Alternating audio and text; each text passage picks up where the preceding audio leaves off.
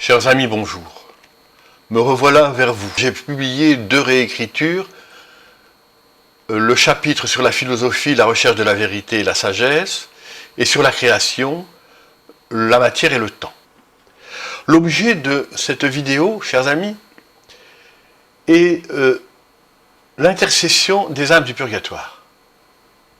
Mélanie Calva et la bienheureuse Pauline Marie Jaricot ont toutes les deux eu des lumières quant aux nécessités de notre période de purification dans laquelle nous sommes entrés. Nous sommes entrés, c'est pour certains, depuis 2019, ce qui correspond à la renonciation du pape Benoît XVI, ce qui n'est pas faux. Nous ne pourrons guère compter sur le clergé. Nous sommes dans le désert. Nous sommes avec la Vierge Marie dans le désert, dans la dispersion et dans la déportation intérieure. Nous serons seuls face à ceux qui ont choisi de faire la guerre à Dieu et à l'Église. Nous serons seuls avec notre foi, notre charité et notre espérance. Il nous faut des intercesseurs qui ne soient pas soumis à ce monde, blasphémateurs et transgresseurs. Non que tous les prêtres ne soient pas de saints prêtres, mais la charge du mal est telle en ce moment qu'il vaut mieux des garanties surnaturelles.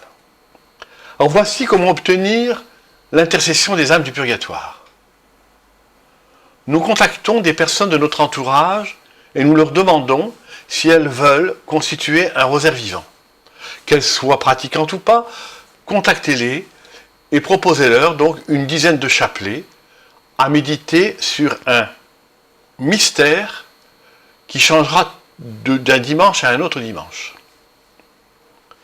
Il suffit donc de méditer une semaine sur un mystère du rosaire et de réciter une dizaine de chapelets. Chaque membre du rosaire change de mystère chaque dimanche.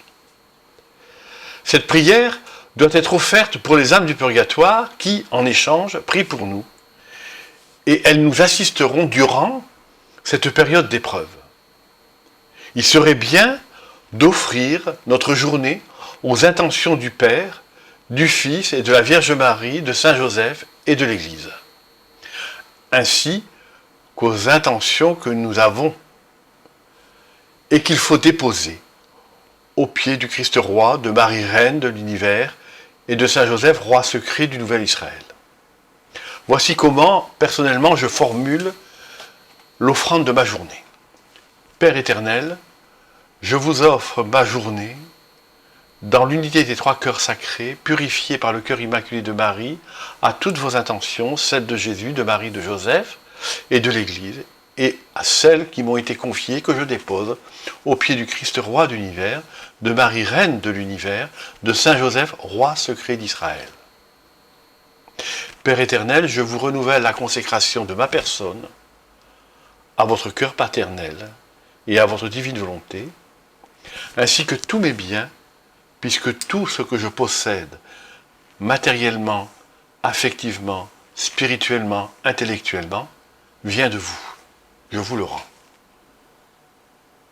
Je vous supplie également d'étendre votre miséricorde et d'accueillir la consécration de toute ma maison, de tous les miens, de tous ceux qui fréquentent ma maison, qui l'ont fréquentée et qui la fréquenteront, afin qu'aucun ne se perde, et que par votre main miséricordieuse et paternelle, vous les rameniez au salut. Amen. Les souffrances et les joies, les petits sacrifices de la journée, nous les offrons aussi pour les âmes du purgatoire, surtout les plus délaissées. Et elles sont contentes de cette offrande.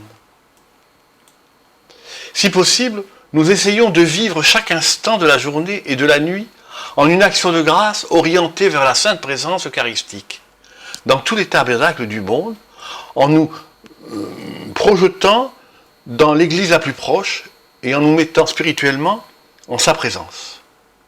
C'est facile, surtout pour ceux qui ont l'habitude de prier, et de prier avec le cœur.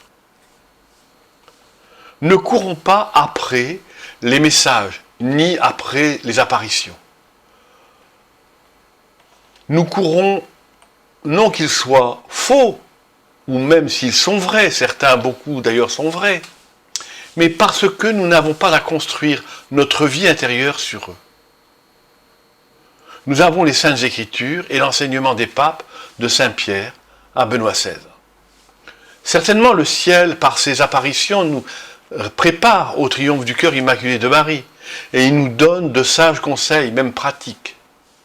Attachons-nous à une ou deux apparitions, celles qui nous font du bien, qui sont proches, mais ne courez pas l'une après l'autre, car nous prenons le risque de ne pas correspondre à l'intention de Dieu, de nous distendre de Dieu, et ça c'est pas bien. Certains assoiffés de nouveautés, de signes extraordinaires, courent après eux espérant qu'ils seront guéris sans qu'ils aient à collaborer à la grâce sanctifiante. Ils ont tort et se mettent en grand danger. D'autres trouvent une certaine satisfaction pour justifier leurs besoins, de voir fondre sur les pécheurs une justice divine implacable, qu'ils prennent garde. La justice divine est proche, mais elle est pour tous. Qui la veulent pour les pécheurs sans qu'ils aient pour eux la moindre miséricorde sont dans le jugement. La justice divine pour eux pourrait être très sévère. Dieu use de sa justice parce que sa miséricorde est massivement refusée. Il ne s'en réjouit pas. Il n'a pas plaisir à la mort du pécheur. Formons ce rosaire vivant aux intentions des âmes du purgatoire et elles prendront soin de nous. Je voudrais vous faire part de deux événements bien tristes. Le premier, c'est la suite, enfin les conséquences de l'autorisation que Rome donne à bénir les couples homosexuels.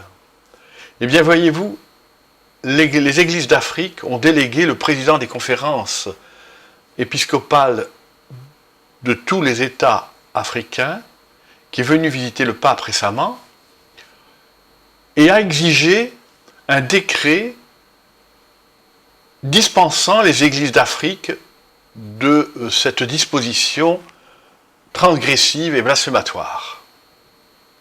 Et le pape a donné cet accord. Mais si nous considérons le cardinal Bergoglio comme pape, cet accord vaut normalement pour l'Église universelle. Si un décret précédent est considéré comme non conforme à l'intention de Dieu, et que l'on fasse une exception pour une Église particulière, comme celle d'Afrique, alors il y a contradiction entre le précédent décret et le suivant, qui annule finalement le précédent décret. Est-ce que ça, c'est le comportement d'un pape légitimement élu? On n'a jamais vu ça dans l'histoire de l'Église. Voilà pourquoi, chers amis, prions et ne regardons plus vers Rome. C'est le triomphe du relativisme et de la transgression. Chers amis, bon courage. Et si vous avez besoin d'éclaircissement, d'un conseil, je suis à votre disposition, n'hésitez pas. À très bientôt.